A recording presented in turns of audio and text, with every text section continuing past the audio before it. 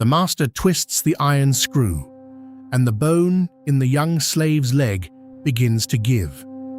The young man does not cry out, does not flinch, but instead remarks in a voice steady as a man commenting on the weather that if the master continues, he will break it. The master continues, and the leg breaks. The young man, we are told, looked at his ruined leg and said only this, "Did I not tell you that you would break it? You have heard, perhaps, that this is a legend. Perhaps it is." The earliest source, Celsus, writing more than a century later, gives us the scene, and Origen preserves it for us in his reply. We cannot verify it as we might verify a tax record or a senator's vote. What we can verify is that Epictetus walked with a permanent lameness for the whole of his teaching life, that he never concealed it, that his students saw it daily, and that he built from this body, this broken and reassembled body, the most uncompromising school of practical philosophy the ancient world produced. Whether the master turned the screw, or whether the leg failed from rheumatism, or from some accident now lost to us, the lameness was real, and the man who carried it spent 40 years teaching that it did not belong to him. This is the principle we will sit with today. It is the principle that opens the Enchiridion, the small handbook of his sayings assembled by his student Arrian, and it is stated in the first sentence of that work before any other consideration is permitted to enter. Of things, Epictetus says, some are in our power and others are not. In our power are opinion, movement towards a thing, desire, aversion. Not in our power are body, property, reputation, office, and in a word, whatever are not our own acts. The things in our power are by nature free, unhindered, unimpeded. The things not in our power are weak, slavish, subject to restraint, in the power of others. You will notice what he places on each side of the line. The body is not ours. Property is not ours.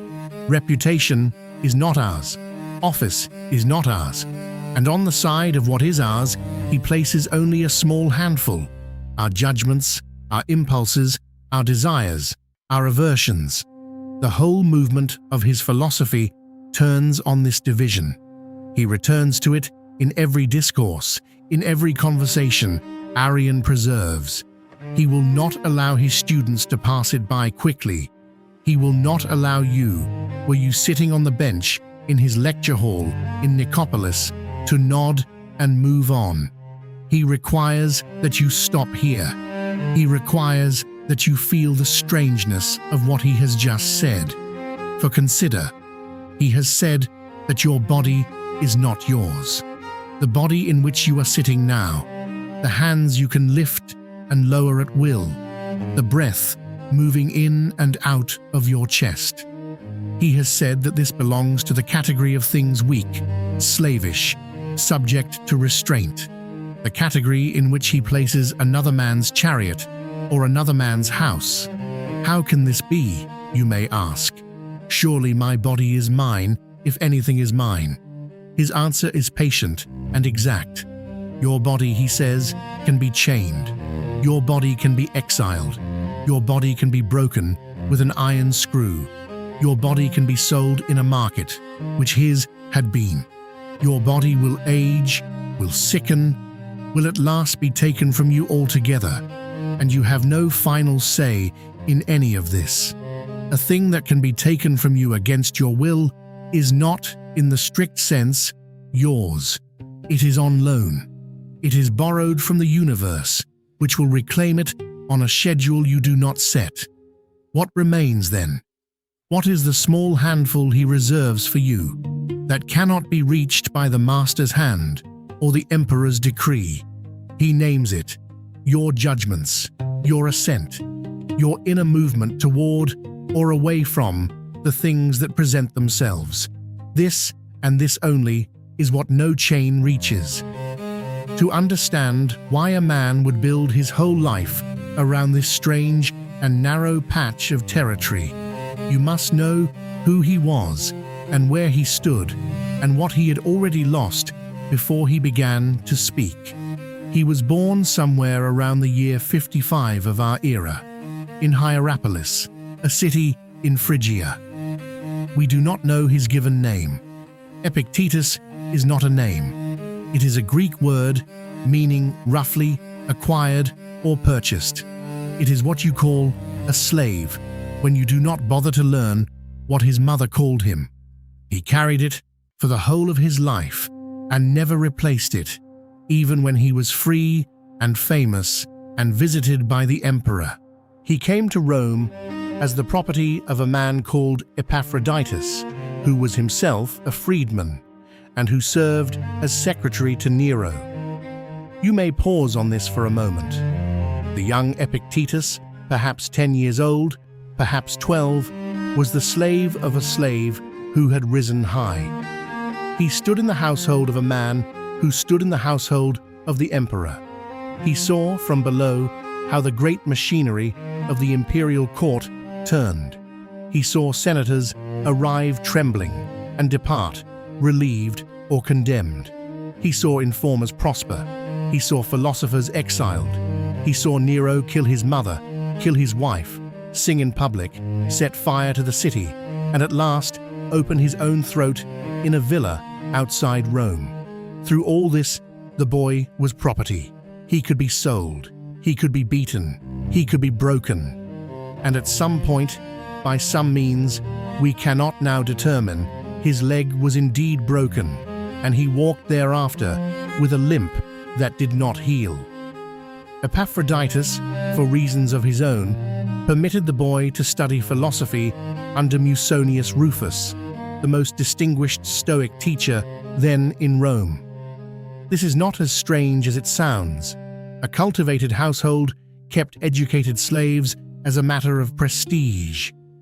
The slave who could discuss Chrysippus was a credit to his owner, as a fine horse or a fine cook was a credit to his owner. The intention behind the education was not the slave's flourishing. The effect, however, exceeded the intention. Musonius was a serious man. He taught that philosophy was for everyone, that women should study it as well as men, that the worker in the field had as much access to virtue as the senator in the curia. He taught the young Epictetus that the only true good was a rightly ordered will.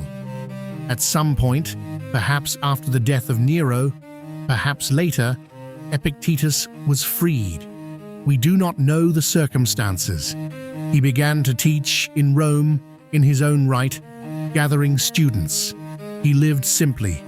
He owned, according to one account, a lamp, a mat, and very little else. The lamp, an iron one, was stolen at one point, and he replaced it with an earthenware lamp, observing that he had paid too much for the iron one with his attachment to it.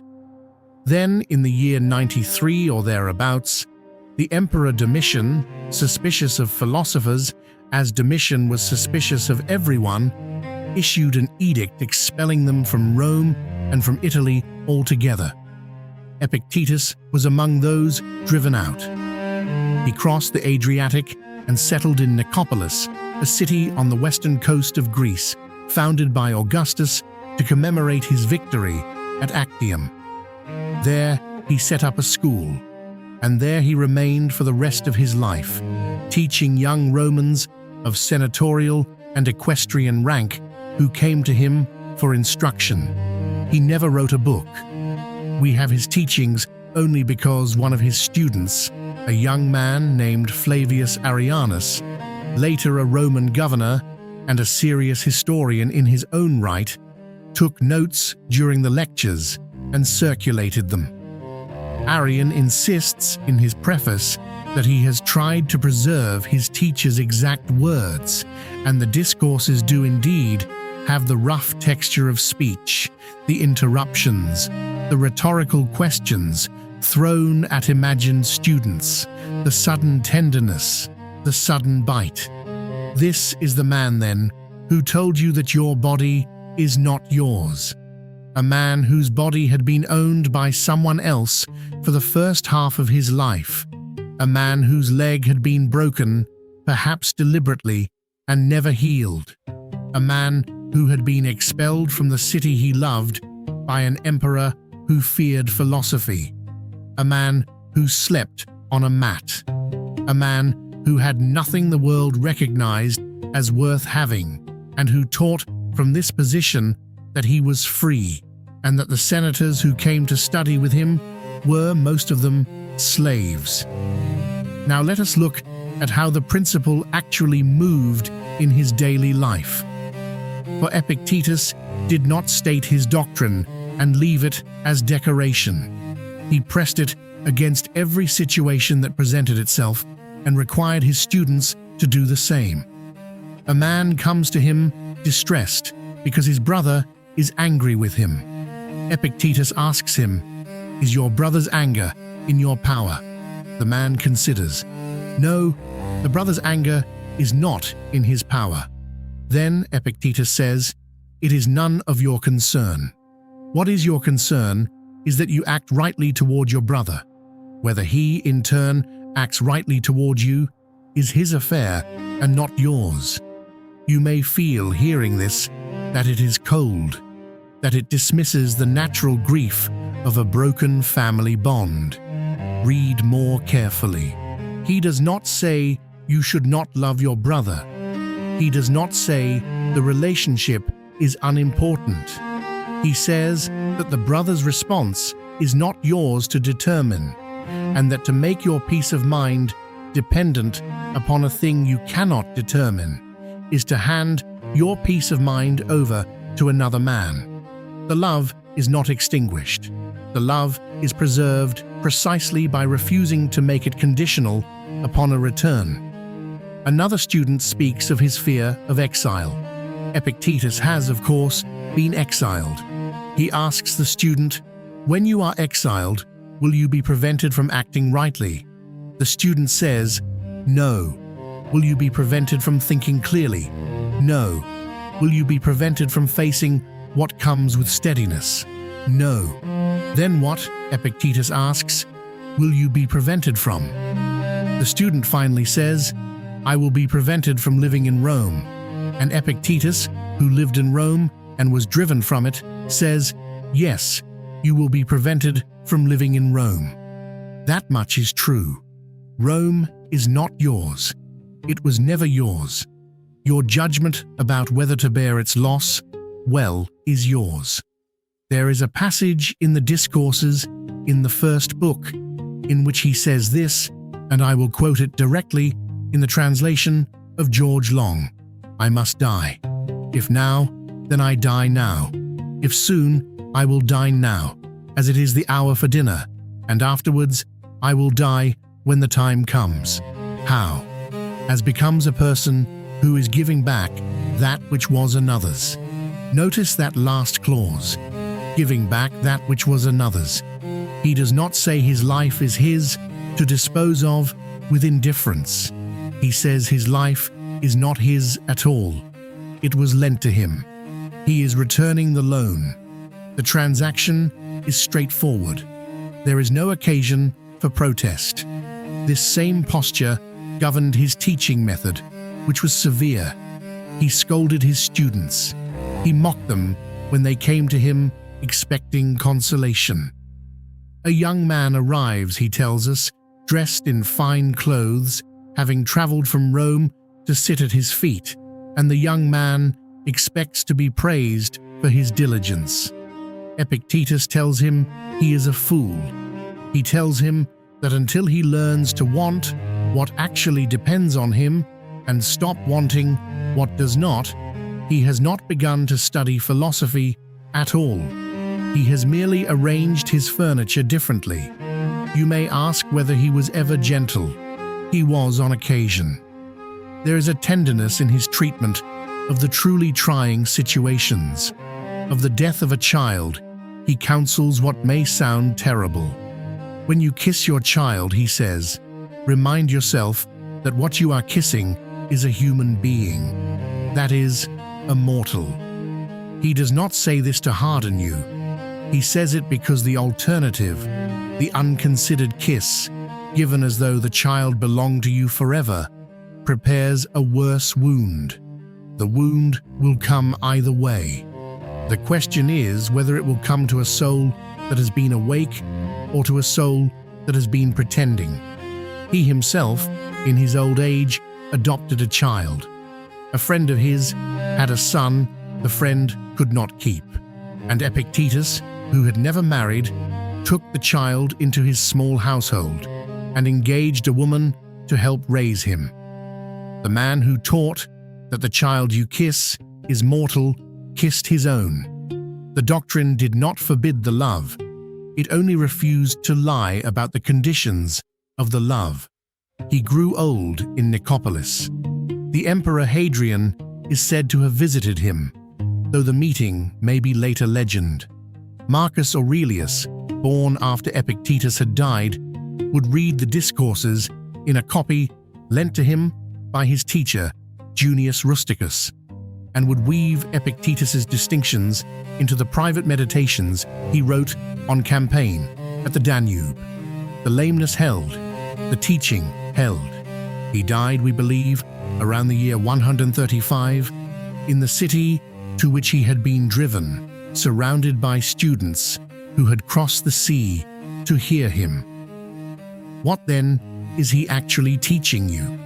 Let us state it without ornament.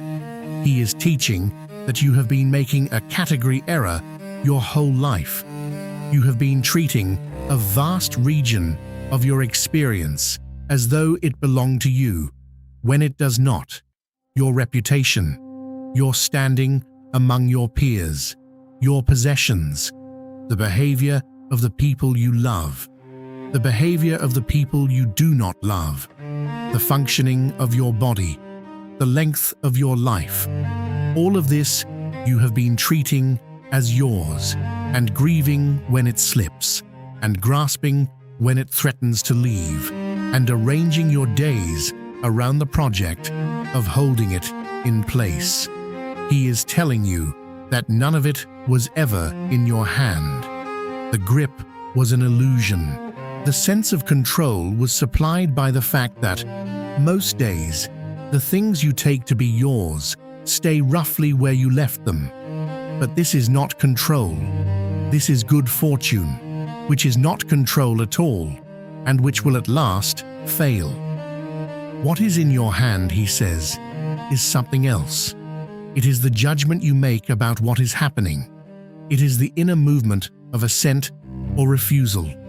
It is whether you say of the broken leg, "This is a catastrophe," or whether you say of the broken leg, "This is a broken leg, and I am still here, still able to think, still able to act rightly toward those in front of me." These two responses are not equally available, perhaps, on the first day, but they become available with practice, and the practice is what the philosophical life consists of. He is not teaching you to feel nothing. This is the persistent misunderstanding. Stoicism is not the doctrine that the wise man does not feel. It is the doctrine that the wise man does not assent to the feeling, as though the feeling were a verdict on reality. The grief comes, the fear comes. The first movement of the heart cannot be prevented. What can be prevented is the second movement, in which the soul says, "Yes, this thing is as bad as it feels." The wise man, Epictetus would say, allows the first movement and withholds the second. He notices the grief. He does not endorse the grief's interpretation of the world. He is teaching you further that this practice is what freedom actually consists of. Not the freedom of the citizen who can vote, not the freedom of the rich man who can travel, not even the freedom of the freedman who is no longer property. All of these freedoms can be revoked. The freedom he means is the freedom no one can revoke, because it lives inside the only territory no one else can enter. A man in chains, he says, can be free if his judgment is free. A man on a throne can be a slave if his judgment is enslaved to his appetites or his fears or the opinions of those around him. He had seen both. He had been the man in chains. He had served, from below, the man on the throne. He knew which of the two was the actual slave. There is a hardness in this teaching that should not be softened. Epictetus does not promise you that if you practice his discipline, your life will improve in the ways the world measures improvement. He does not promise you that you will become wealthy or admired, or that the people you love will love you back, or that your body will hold together. He promises you something narrower and stranger. He promises you that nothing that happens to you will be able to make you act against your own reason. He promises you that you will not, at the end, have lived as the puppet of circumstances. He promises you the small, hard, indestructible territory of your own assent. The promise is, in one sense, modest. In another sense, it is the only promise that has ever been kept by any philosophy whatsoever. Every other promise depends on conditions outside the philosopher's control. This one depends only on the student's willingness to do the work, and the work, he insists, is daily. He compares the philosopher to an athlete. The athlete does not train once and consider himself trained. The athlete trains every day against resistance and grows strong by degrees, and even then can lose his strength if he stops. So the student of philosophy must train every day in the distinction between what is his and what is not his. Every annoyance is an opportunity to practice. Every fear is an opportunity to practice. Every loss, every insult, every delay, every disappointment is a small gymnasium in which the muscle of right judgment may be exercised. The student who waits for a great occasion to practice philosophy will find, when the great occasion arrives, that he has not trained for it, and he will fail. This, then, is what the lame man in Nicopolis was teaching, day after day, to the young Romans who sat on his benches. Sort what is yours from what is not. Take responsibility for what is yours. Let go of what is not. Train this distinction every day in small things, so that when the large things come, you will be ready. There is a question I want to leave you with, and it is the question Epictetus would have left his students with at the close of a day's lecture. Consider, before you sleep tonight, what you have spent the day worrying about. Take an honest inventory. Did you worry about a conversation that has not yet happened, in which someone may or may not say a thing you do not wish them to say? Did you worry about a decision being made by people whose names you do not know, in a room you will never enter, that may affect your circumstances? Did you worry about how you appeared to someone whose opinion of you cannot finally determine? Did you worry about your body, about its weight, or its function, or its eventual failure? Did you worry about money, about possessions, about the possibility that what you now have will not be enough, or will be taken? Now consider how many of these worries concerned things in the category Epictetus would have called yours. How many concerned your judgments, your impulses, your desires, your aversions? How many concerned anything other than your own acts? If you find, on honest reckoning, that most of your day was spent worrying about things in the category not yours, do not be alarmed. This is the ordinary condition. This is the condition Epictetus assumed his students would be in when they arrived, and would continue to be in to some degree, for the rest of their lives. The work is not to arrive at a state where the worry never occurs. The work is to notice when the worry occurs that it has lodged in the wrong category and to move it gently back across the line. To say, "This is not mine." To say, "What is mine is how I respond." And then to respond. The lameness could not be chained. It could not be loved away. It could not be reasoned out of existence. It walked with him into every classroom and stood beside him at every lecture for 40 years. And the man it walked beside became, in the judgment of every student who recorded him, one of the freest human beings who has ever lived. The question to carry with you then is this: what in your life have you been treating as yours that was never yours? And what, that is genuinely yours, have you been neglecting to tend? Sit with that. Do not answer it quickly.